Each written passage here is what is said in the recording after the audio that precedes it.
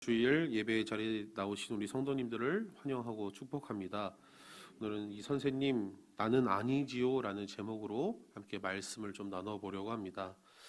요즘 이 인공지능, 이 AI가 발전되면서 1960년대 또 1970년대 이제 한창 유행했던 이 초현실주의, 초사실주의, 하이퍼 리얼리즘에 대한 논증에 다시 일어나고 있습니다. 이 하이퍼 리얼리즘이라고 하면 조금 어려워 보이지만은 사실은 별거가 아닙니다. 그림을 사진보다 더 사실처럼 그리는 것이 이 초사실주의 또 하이퍼 리얼리즘이라는 이런 학문입니다. 그래서 그림이 현실보다 더 현실같이 표현하는 것을 이야기합니다. 이 하이퍼 리얼리즘이 왜 이 현대 사회에서 각광을 받고 있냐면은 이 디지털 사진과 현실 또 창작물의 이 경계선이 점점 허물어지고 있기 때문에 지금 AI 또 인공지능이 유행하면서 이 경계선이 어디인가 사람들이 이제 헷갈려 하고 있다라는 것입니다. 사진보다 더 사진 같으니까 이제 사진이 필요 없는 시대가 되었습니다. 굳이 벚꽃이 안 펴도 벚꽃 사진을 사진보다 더 멋지게 만들 수 있다라는 것이죠. 현실이 없어도 창작을 하지 않아도 더 이상 됩니다. 이제 인공지능이 그것들을 대신해 주기 때문에 이 경계선이 어디인지 사람들이 헷갈리기 시작된 것입니다. 이렇게 되면 어떤 상황이 벌어지냐면은 왜곡되고 이상한 상황들로 우리가 이 생각했던 것들보다도 더 이상한 상황들로 이 상황들이 흘러갑니다.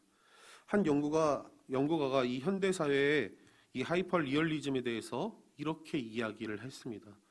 우리가 어떤 일을 할 때에 힘을 내기 위해서 카페인을 섭취하는데 이 커피를 그래서 이 더 열심히 일을 하기 위해서 커피를 마십니다. 그리고 그 커피숍에 가서 우리는 이 커피숍에 가서 이 이쁜 풍경을 찍죠. 근데 요즘에 인터넷에 사진을 많이 올립니다. 그래서 이제는 그 커피숍에서 이쁘게 사진을 찍은 것을 인터넷에 올리기 위해서 커피를 마시러 가는 아이러니한 상황이 벌어졌다라는 것입니다. 저번에 제가 돌산 쪽에 화요일 날 그 책 한 권을 가지고 조용한 카페를 찾아서 한번 갔습니다. 혼자 조용히 음악을 들으면서 간단하게 좀 쉬운 책을, 좀 얇은 책을 가지고 가서 책을 봤는데 옆 테이블에 어떤 커플이 들어왔습니다. 그리고 들어오자마자 싸우는 것입니다. 그래서 사실은 그 남의 싸우는 이야기를 들으면 안 되는데 원래 싸움 이야기가 제일 재밌잖아요. 그래서 왜 싸우는지 한번 들어봤습니다. 실제 있었던 이야기입니다. 그 남자가 혼나고 있습니다. 싸우는 것이 아니라. 일반적으로 혼나는 이유는 왜 음료수를 마셨냐라는 이유 때문에 남자가 혼나고 있었습니다. 카페에 가서 음료수를 마시는 것이 당연한 건데 음료수를 마셨다고 남자가 일방적으로 미안하다고 혼나고 있었습니다. 사진을 찍기 전에 네가 마셨다라는 것이 이 남자가 혼난 이유였습니다.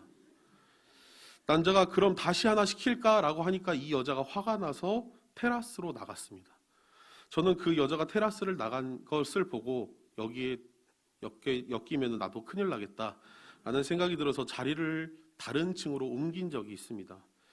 뭔가 이상하지 않습니까? 커피를 마시고 이야기를 하기 위해서 카페에 왔는데 커피를 마셨다고 혼나고 싸우는 것을 볼 수 있습니다. 사진을 찍기 위해서, 인증샷을 찍기 위해서 커피를 마시러 간다라는 것이죠. 무언가 또렷하게 경계선이 없어지고 있습니다. 커피를 마시기 위해서 카페를 가고 이야기를 하기 위해서 카페를 가는 것이 아니라 이 사진을 찍기 위해서 하나의 내가 추억을 남기기 위해서 이 커피숍에 간다라는 것이죠. 이 커피숍이 이제 사진관으로 바뀐 것입니다. 무언가 또렷하게 보고 거기에 기대감이 높아질수록 현실의 경계는 점차 무너지는 것입니다. 이게 하이퍼 리얼리즘이라는 이 문학 장치인데 오늘 우리가 보고 있는 이 종려주일, 고난주일도 이 주간도 바로 이 현실 경계가 점차 무너지면서 발생한 사건들입니다. 예루살렘에 입성한 이 예수님을 이 많은 사람들이 환영하고 자기의 옷을 벗으면서 이 예수님을 환대했습니다. 우리 마가복음 11장 8절에서 10절 말씀 우리 함께 좀 읽어봤으면 좋겠는데요.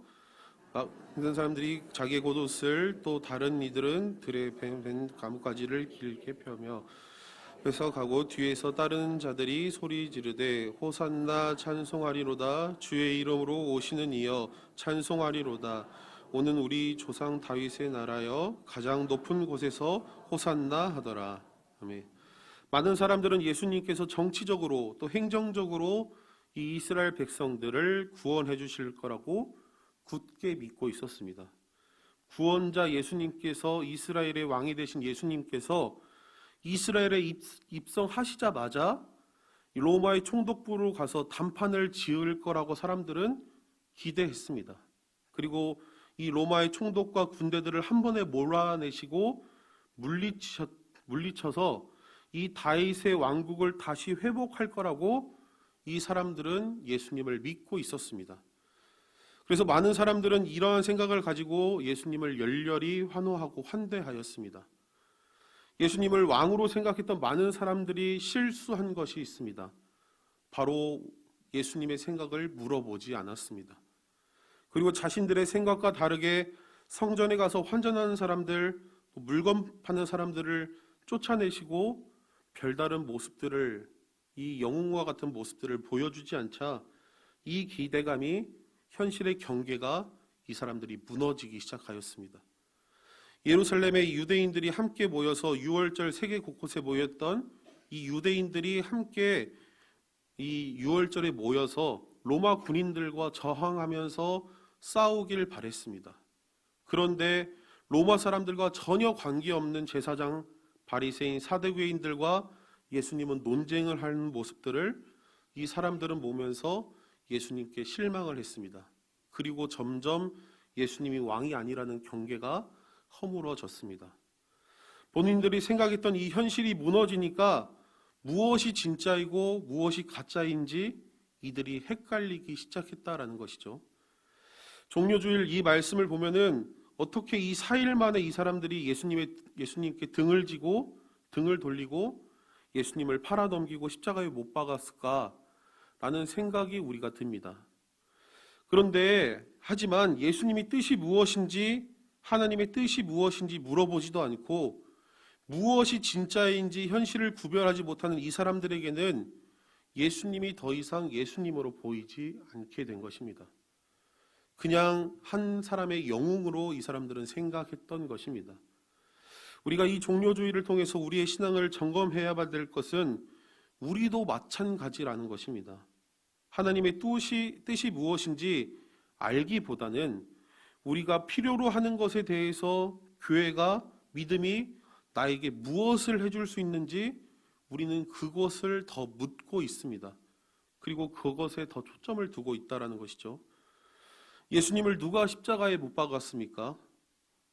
로마 총독 빌라도가 예수님을 십자가에 못 박았습니다. 사도신경에서도 우리가 이렇게 고백합니다.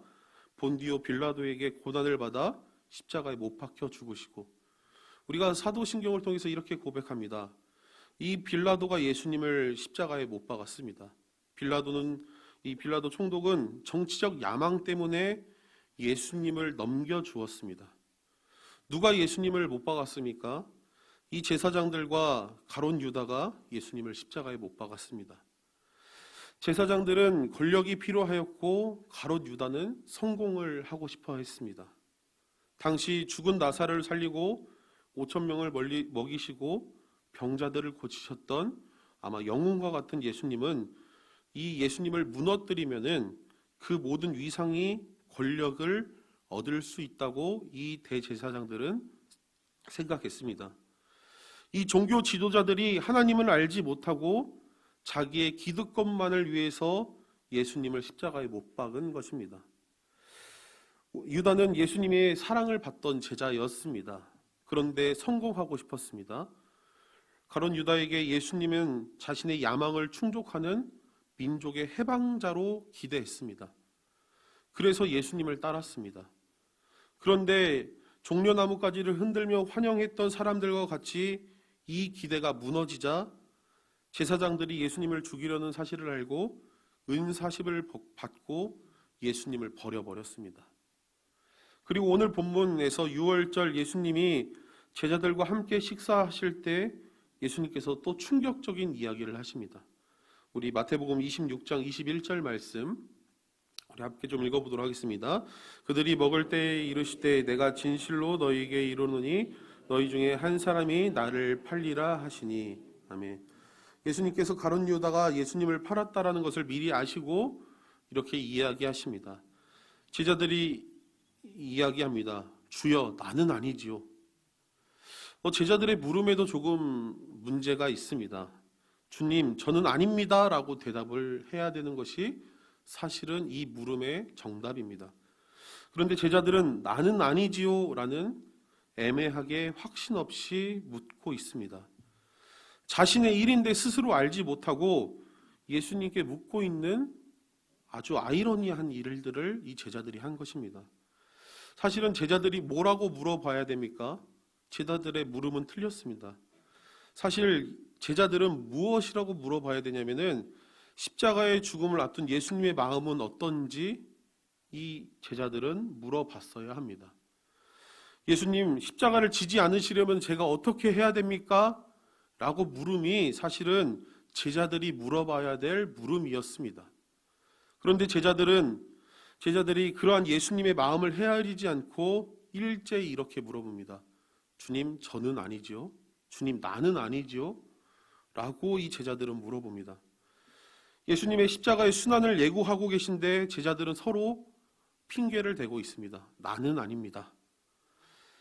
뒤에 가룟 유다 이야기가 나오는데 가룟 유다가 다른 제자들이 주여 나는 아니지요 라고 물어봤는데 가룟 유다가 오늘 말씀처럼 랍비여 또 선생님 나는 아니지요 라고 물어봤기 때문에 뻔뻔해서 가룟 유다가 팔았다 이런 내용이 아닙니다. 가룟 유다는 예수님을 팔았으니 나쁘고 제자들은 그래도 조금 착한 사람들이다 라고 이야기하는 것도 아닙니다. 제자들은 가룟 유다를 포함한 모든 제자들은 예수님의 마음을 몰랐습니다. 예수님을 십자가에 못 박은 사람들은 바로 가룟 유다가 아니라 이 제자들이었습니다. 예수님을 십자가에 못 박은 사람들은 바로 나 자신이었습니다. 예수님의 물으심에 예수님을 판 사람은 바로 나입니다라고 고백할 수 있었어야 합니다. 이것이 학문적으로 배움이 있어서 익혀지는 것이 아니라 내가 죄인임을 깨닫는 이 성령님의 조명하심이 있어야 합니다. 우리의 무지 때문에, 우리의 죄 때문에, 나의 무지 때문에, 나의 죄 때문에 예수님께서 십자가에 못 박혀 죽으신 것입니다.